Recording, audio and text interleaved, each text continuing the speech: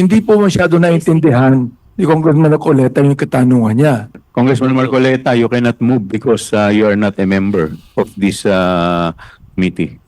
It's good that you have raised that, Mr. Chair. I am a vice chair of this committee. On September 4, I was surprised because I saw the journal that I was replaced by my comare. The question is, if I am replaced as a vice chair, does that automatically mean that I am removed as a member of this committee? Just a quick manifestation with the indulgence of Honorable Marcoleta, quick manifestation of the Honorable Congressman Valeriano. You're recognized. Thank you, Mr. Chairman. And in relation to the manifestation of Senior Deputy Speaker Gonzales, ito pong committee hearing natin ay initial deliberation and preliminary determination of my privileged speech last September 3. Partly nung speech ko po, and I quote again, hindi pera ng pangalawang Pangulo ang Office of the Vice President Budget para sa 2022, 2023, 2024 at 2025. Pondo ng bayan yan.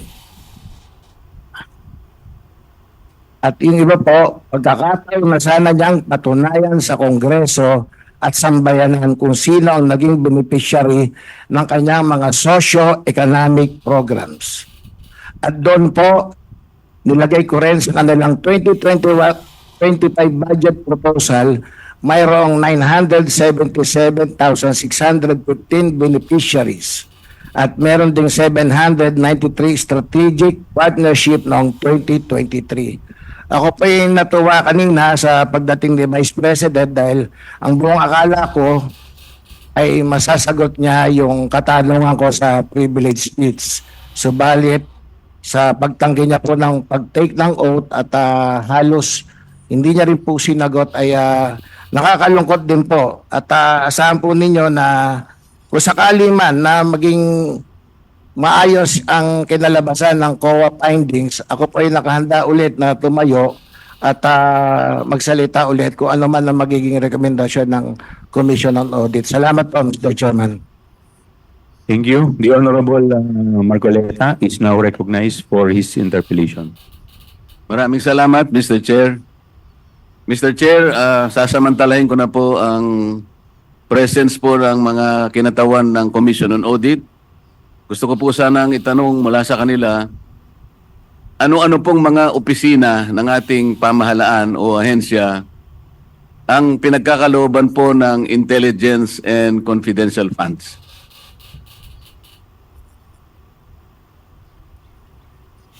Attorney Camora, please respond. Confidential funds are given to NGAs, to LGUs, and some GOCCs po. Can elaborate, Madam Representative, sino po sa mga LGUs ang binibigyan po ng intelligence and confidential funds? Sa LGUs po,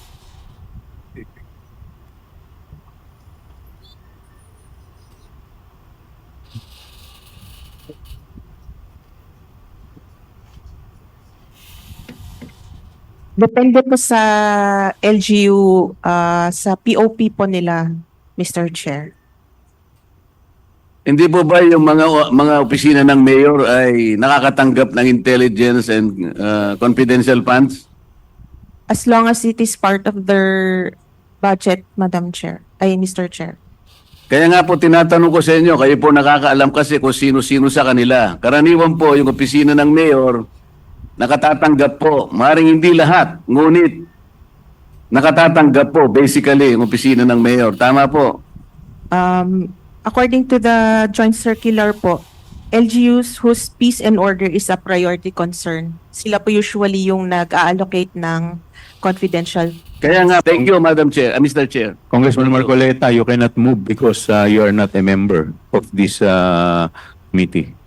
It's good that you have raised that, Mr. Chair.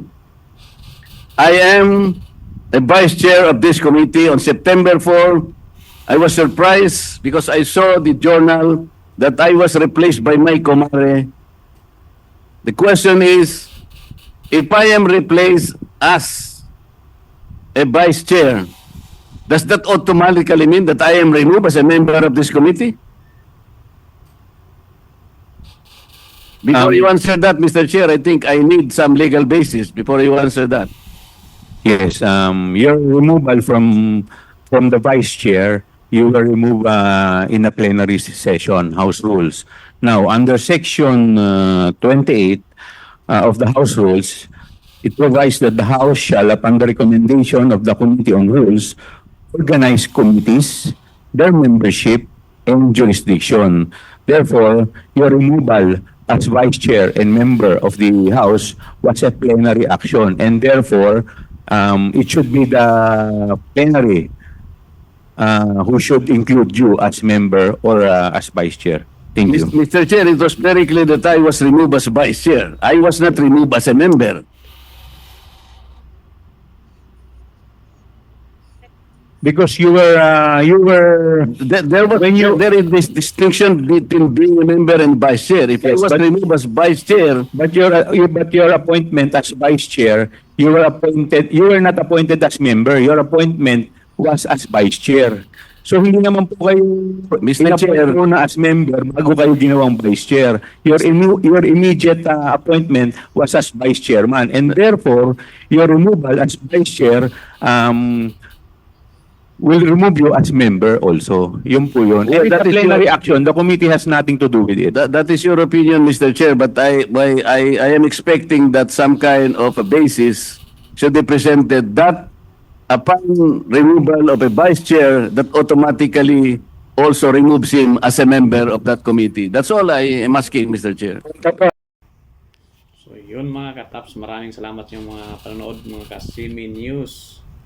So pa-subscribe sa ating YouTube channel para maging updated kayo sa mga sunod natin ng mga video, no? So like and share sa mga Kasimi News.